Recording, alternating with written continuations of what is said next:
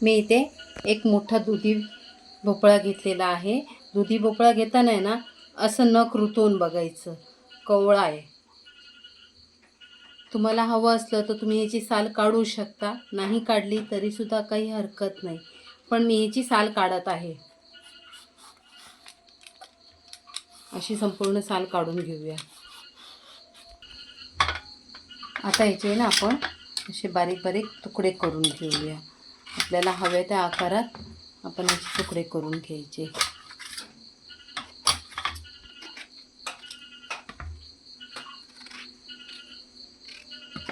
साधारण मोठेच, जसे आपण बटाट्यांचे काप करतो ना, त्या पद्धतीने ह्याचे तुकडे करून घ्यायचे.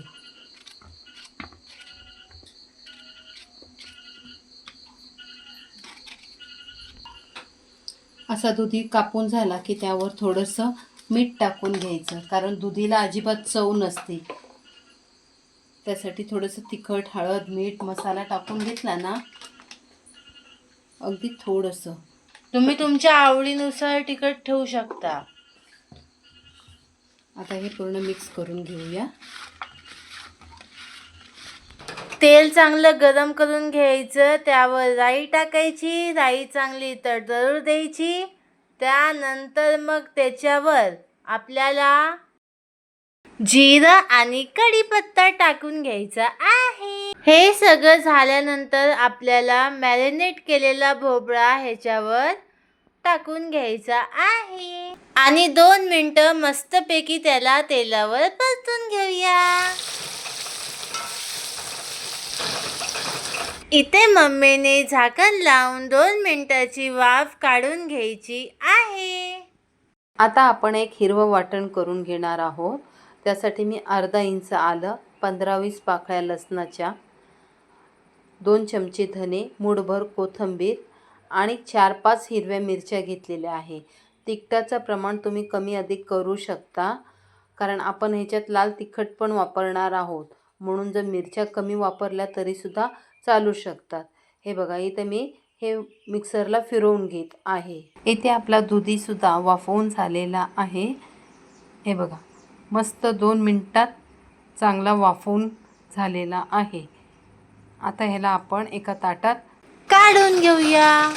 आता आहे ना, ह्या उरलेल्या तेलातच आपण भाजीला फोडणी देणार आहोत. आपण जो वाटून घेतलेला हिरवा मसाला आहे ना, तो मसाला आता ह्यामध्ये टाकून घ्यायचा. व्यवस्थित त्याला तेलावर फ्राय करून घ्यायचा.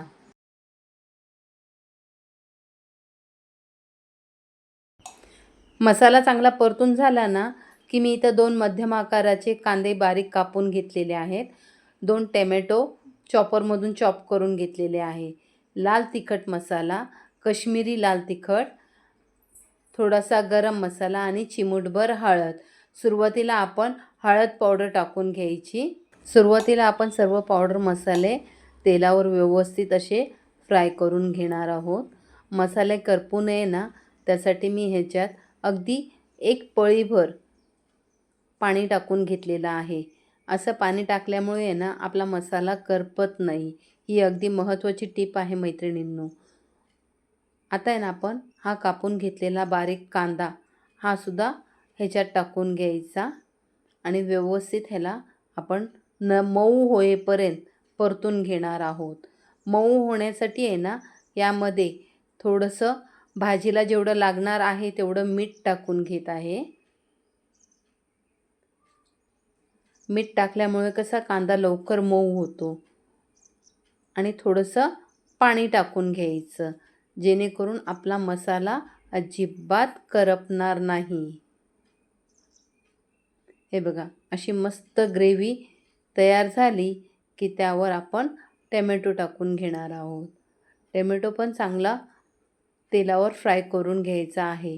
म्हणजे ह्या संपूर्ण ग्रेव्हीचा गाळ होईपर्यंत आपल्याला फ्राय करून घ्यायचा आहे, तेल सुटेपर्यंत.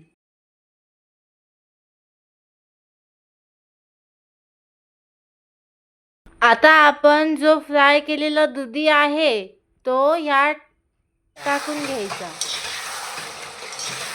तुम्हाला किती पातळ रस्सा हवा आहे ना, त्या पद्धतीने तुम्ही पाणी टाकून घेऊ शकता. मी हे लपथपीत करत आहे. साधारण ताटातलंच पाणी मी ह्याच्यात टाकून घेतलेलं आहे. मी एवढीच ग्रेव्ही ठेवणार आहे. मम्मीला थोडं घट्ट वाटतंय रस्सा, म्हणून मम्मी आणखीन थोडंसं पाणी टाकून घेत आहे. आणि आता झाकण ठेवून एक 5 मिनटं ह्याला गॅसवर शिजू देऊया.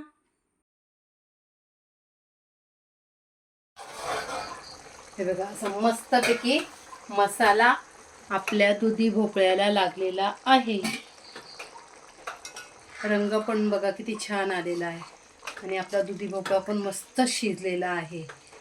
अगदी जवळून दाखवते. हे बघा किती मस्त झालेली आहे. एकदा माझ्या पद्धतीने आहे ना मैत्रिणींनो, ही भाजी नक्की करून बघा. न खाणारे सुद्धा 4 चपात्या एक्स्ट्रा खातील. खरंच खूप छान होते. अशा प्रकारे आपली भाजी तयार झालेली आहे. मैत्रिणींनो, तुम्हाला जर आजचा हा व्हिडिओ आवडला असेल तर लाईक करा, शेअर करा आणि आमच्या चॅनलला सबस्क्राईब करा. भेटूया पुन्हा नेक्स्ट व्हिडिओ मध्ये. Bye bye.